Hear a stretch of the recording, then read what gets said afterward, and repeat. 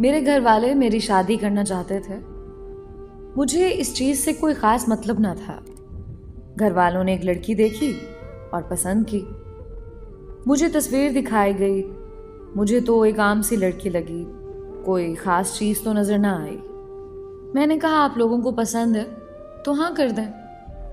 मंगनी हो गई। मैंने ना तो कभी कॉल की ना कभी उनके घर गया। मुझे इन सब चीज़ों की फिक्र ही ना थी। मैं अपनी ज़िंदगी में खुश था। अच्छा कमा लेता था, अपना काम था, ऊपर फ्लैट था, बाहर से खाना खाता और सो जाता। पूरा दिन नीचे काम पर गुजारता था। दिल किया तो घर भी चले जाते थे हम। शादी का दिन आ गया। मैंने घर कहा बस निकाह करो और कोई रस्म वगैरह रहने दो।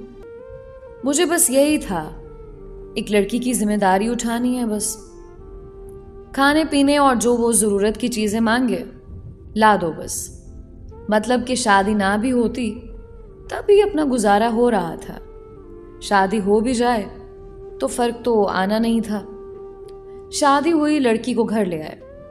बाकी वो जो रस्म वगैरह होती है ये तो सब घर वालों की होती है।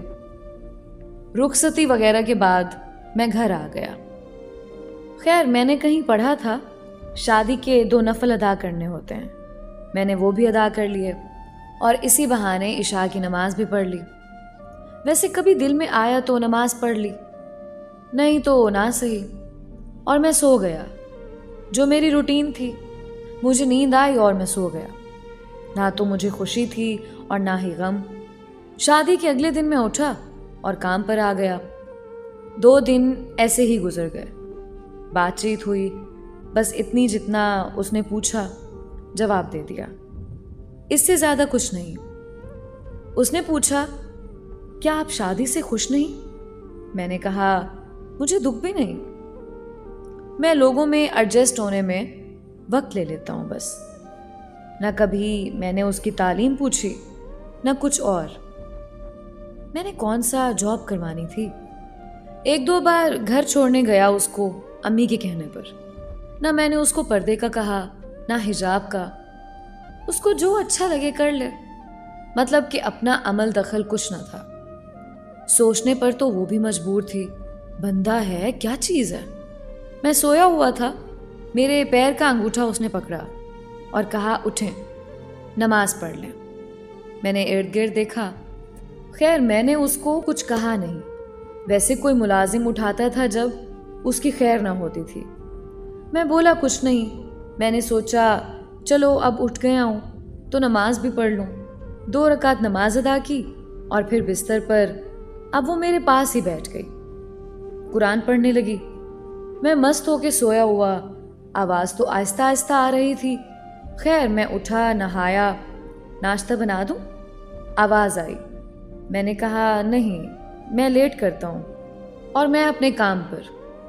खैर लेट था, मैं घर नहीं गया और फ्लैट पर ही सो गया। अगले दिन मैं घर गया तो अम्मी ने क्लास ली कि घर क्यों नहीं आया, अब तेरी शादी हो गई है, जितना मर्जी लेट हो जाए घर आना है। वो पास ही खड़ी थी। मैं अच्छा कहकर जाकर कमरे में सो गया। थोड़ी देर के बाद वो भी कमरे में आ गई। मैंने पूछा अम्मी से तुमने कहा? उसने कहा मैंने तो अम्मी को नहीं कहा।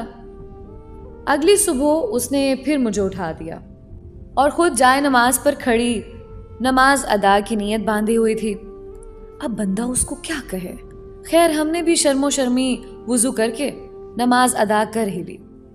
उसके बाद उसने कहा आप मेरी बात सुने। मैंने कहा जी कहिए। मैं आपकी बीवी हूँ। मैंने कहा हाँ जी। बीवी के कुछ हुकूक होते हैं। मैंने कहा पता है। उसके बाद वो कुरान पढ़ने लगी। मैं खामोश अपने मोबाइल पर लगा रहा। अगली रात वो शरारतें करने लगी और जैसे तैसे उसके हुकूक अदा किए या उसने अपने हुकूक ले लिए। वो लड़की आहिस्ता आहिस्ता मेरी जिंदगी में इन्वॉल्व होने लगी। खैर अपने भी मजे होने लगे। हर चीज तैयार मिलने लगे, कपड़े जूते वगैरह। हर चीज अपनी जगह पर मिलती, कहीं भी फेंक दो। नमाज पढ़ने लगा था अब, मतलब जिंदगी अब बेहतर हुई थी। उसके आने से काफी घुल मिल गए थे हम।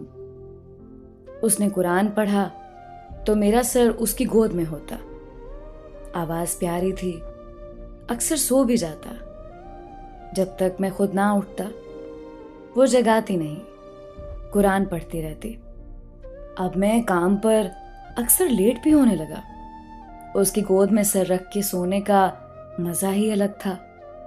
एक बात और, घर से काम पर जाते वक्त मैंने ऐसे ही उसको आवाज दी और उसका माथा चूम लिया। शाम को घर आया तो रंग रूप ही बदला हुआ। इतना खुश बंदा मैंने देखा ही नहीं। मैंने सोचा ये तो काम ही बड़ा सस्ता है। अब हर रोज माथा चूम कर जाता। वो कहीं भी मसरूफ हो घर के कामों में, उसने कोई ना कोई बहाना करके कमरे में आना ताकि मैं उसका माथा चूम सकूं। नरम लहजा, कमाल की गुफ्तगू, कमाल की मोहब्बत, पसंद के खाने, सुकून की नींद। जिंदगी मुकम्मल हो गई। जिंदगी में लोग कैसे खामोशी से दाखिल होते हैं और आप पर हुक्मरानी करने लगते हैं। क्या जुर्रत हमारी जो इनकार कर सके उन्हें। कई बार तो दिल निकाल कर देने को भी दिल किया। खामोश मोहब्बत बहुत प्यारी होती है। मोहब्बत अल्फाजों की नहीं, एहसास की होती है। मोहब्बत का ताल्लुक इज्जत से है। औरत को एहसास दो, तुम मेरी हो, वो रूह तक दे देती है। उस पर भी आपका हक होता है। औरत मर्द के लिए सुकून है।